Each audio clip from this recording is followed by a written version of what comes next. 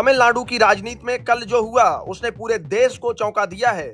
सालों पुरानी दो बड़ी पार्टियां डीएमके और एआईडीएमके ताश के पत्तों की तरह ढह गई हैं और वहां के सुपरस्टार थलापति विजय की 2 साल पुरानी पार्टी टीवीके ने वो कर दिखाया जिसकी उम्मीद बड़े बड़े राजनीतिक पंडित भी नहीं कर रहे थे। विजय की लहर ऐसी चली कि मुख्यमंत्री स्टालिन को अपनी सीट तक गंवानी पड़ी और विजय ने रिकॉर्ड वोटों से जीत दर्ज की है। लेकिन असली कहानी तो अब शुरू हुई है। टीवीके 108 सीटें जीतकर सबसे बड़ी पार्टी तो बन गई है, पर सत्ता की कुर्सी तक पहुंचने के लिए जो 118 का जादुई आंकड़ा चाहिए, उससे विजय अभी 10 कदम दूर है। यानी तमिलनाडु में जीत तो मिली है, पर बहुमत नहीं मिल पाया है। अब सवाल ये है कि क्या विजय तमिलनाडु के अगले मुख्यमंत्री बन पाएंगे, और अगर बनेंगे तो कैसे? इस समीकरण को समझने के लिए आज हम ये पूरी बातचीत कर रहे हैं। खबर यह भी है कि नतीजों के तुरंत बाद राहुल गांधी ने विजय को फोन करके बधाई दी है, जिससे राजनीतिक गलियारों में चर्चा तेज हो गई है कि क्या कांग्रेस और विजय हाथ मिलाने वाले हैं। अगर विजय कांग्रेस का साथ लेते हैं तो उनके पास 5 सीटें और जुड़ जाएंगी, लेकिन फिर भी बहुमत के लिए 5 सीटें कम पड़ेंगी। तो अब विजय के सामने 3 रास्ते खुलते हैं। पहला रास्ता यह है कि वो डीएमके गठबंधन की छोटी पार्टियों को अपने साथ जोड़ लें, जैसे कांग्रेस की 5 सीटें, लेफ्ट की 4, आईयूएमएल की 2 और बीसीके की 2 सीटें। अगर ये सब साथ आ जाते हैं तो विजय बड़े आराम से बहुमत का आंकड़ा पार कर लेंगे।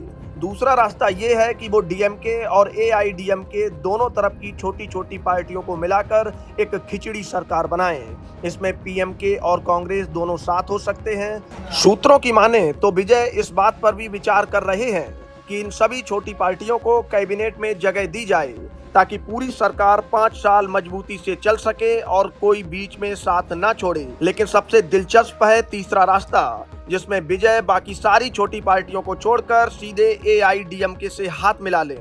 एआईडीएमके के पास 47 सीटें हैं और अगर ये दोनों मिल गए तो तमिलनाडु में एक ऐसी मजबूत सरकार बनेगी जिसे हिलाना नामुमकिन होगा। हालांकि ये इतना आसान नहीं है, क्योंकि विजय ने अपनी राजनीति पुरानी पार्टियों के विरोध पर ही शुरू की है।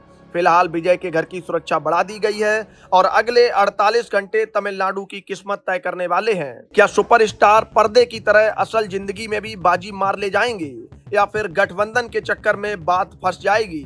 इस पर सबकी नजरें टिकी हुई हैं। अभी के हालात ये हैं कि हर छोटी पार्टी की कीमत अब सोने के बराबर हो गई है और विजय फूंक फूंक कर कदम रख रहे हैं ताकि अपनी पहली ही ऐतिहासिक जीत को वो सत्ता में बदल सकें। तमिलनाडु की जनता ने बदलाव के लिए वोट दिया है और अब जिम्मेदारी विजय के कंधों पर है कि वो किसके साथ मिलकर अपनी सरकार का ढांचा तैयार करते हैं। क्या वो कांग्रेस के साथ जाकर दिल्ली तक अपनी धमक पहुंचाएंगे, या फिर क्षेत्रीय दलों को साथ लेकर तमिल अस्मिता का कार्ड खेलेंगे? ये देखना वाकई रोमांचक होगा।